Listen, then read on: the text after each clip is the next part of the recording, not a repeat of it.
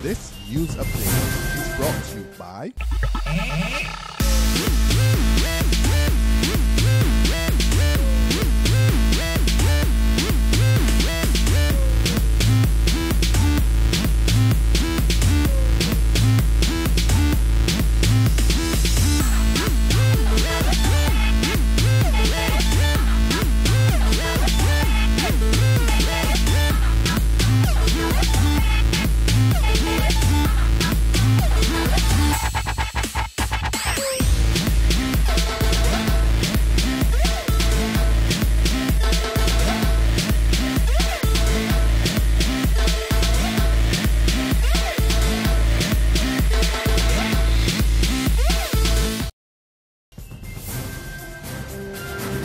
This is the Noon Barbados Today update for Friday, August 8, 2014. I'm Kmar Jordan. Good afternoon. On a wet and rainy day outside, Met officials are appealing to members of the public to be on their guard. The island has been experiencing intermittent heavy showers over the past 2 days due to a passing tropical wave. Acting Senior Meteorological Officer Claremont Williams says conditions will ease somewhat later today and into tomorrow morning. But the reprieve will be a short one, as another system is expected to affect the island by Sunday and into Monday. Tomorrow, definitely, we should see improved conditions.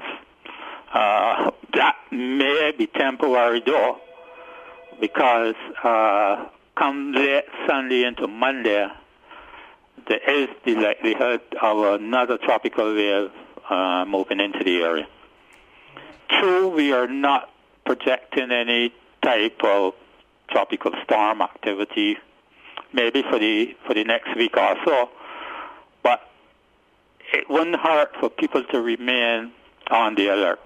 In other news, the island's top hotel spokesman tells the government that Barbados is in need of quality and not necessarily a greater quantity of hotel rooms. Responding to government's plans to pump $200 million into the refurbishment of the historic Sam Loyce Castle, the president of the Barbados Hotel and Tourism Association, Sunil Chatrani, said the current hotel room stock is simply not up to par, and he called on the government to deliver on promised concessions to hoteliers.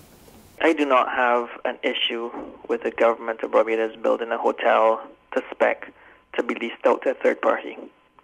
It is important, though, that the lease arrangement be in line with the current market rates. If it is below the market rate, it would just be another way of subsidizing an operation. All hoteliers need to compete on an even playing field in order for the forces of demand and supply to work. In my opinion, the problem we have with the room stock is not one of quantity, but it is the quality of the room stock that is below par. I'm starting to sound like a broken record, but we need to have the approved concessions in place. Meantime, dismissed National Conservation Commission workers will have to wait a bit longer to have their matter heard by the Employment Rights Tribunal. That's according to the Barbados Workers Union General Secretary Sir Roy Trotman.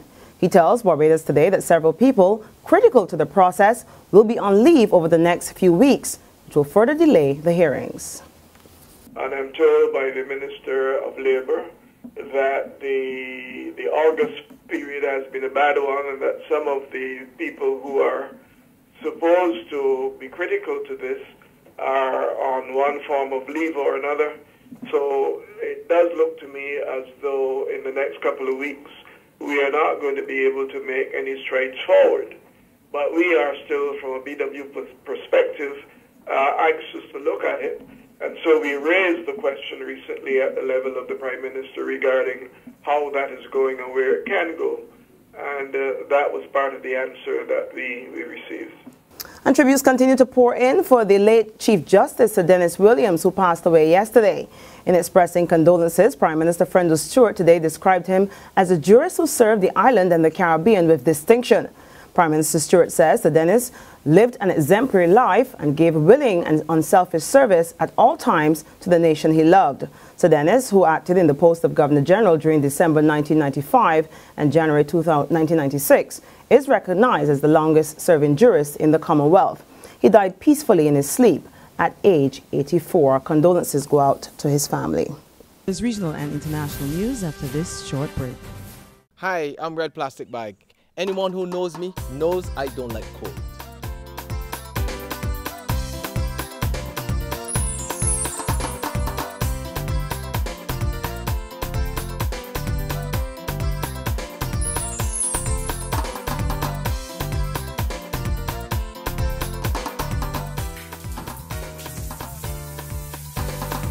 Sunshine reigns in my country. I love it.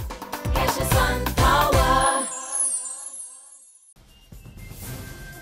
To news from the region now, Trinidad and Tobago experienced a major Ebola scare late yesterday. This after a Nigerian doctor who had not been to his native country for over 5 years was flagged as an infected person.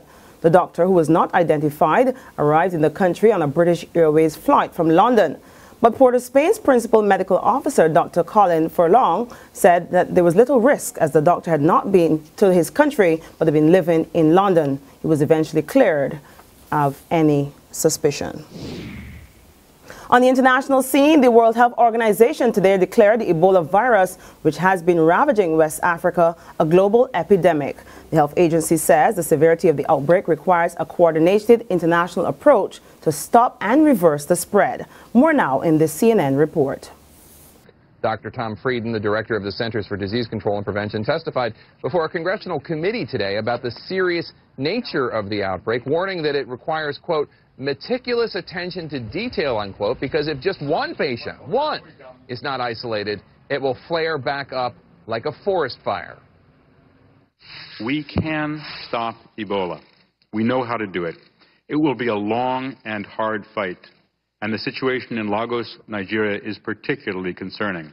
But we can stop Ebola. Second, we have to stop it at the source in Africa. That's the only way to get control. And on that note, we end our noon update. We'll be back again at 6 o'clock this evening. Until then, remember to log on to www.barbadostoday.bb, subscribe to our e-paper, or like us on Facebook for more news and sports. You can also catch us on Izumi Media in bus terminals or on Screenplay at supermarkets and gas stations near you. I'm Kamar Jordan. Please don't get wet out there, and we'll see you again at 6 o'clock. This news update is brought to you by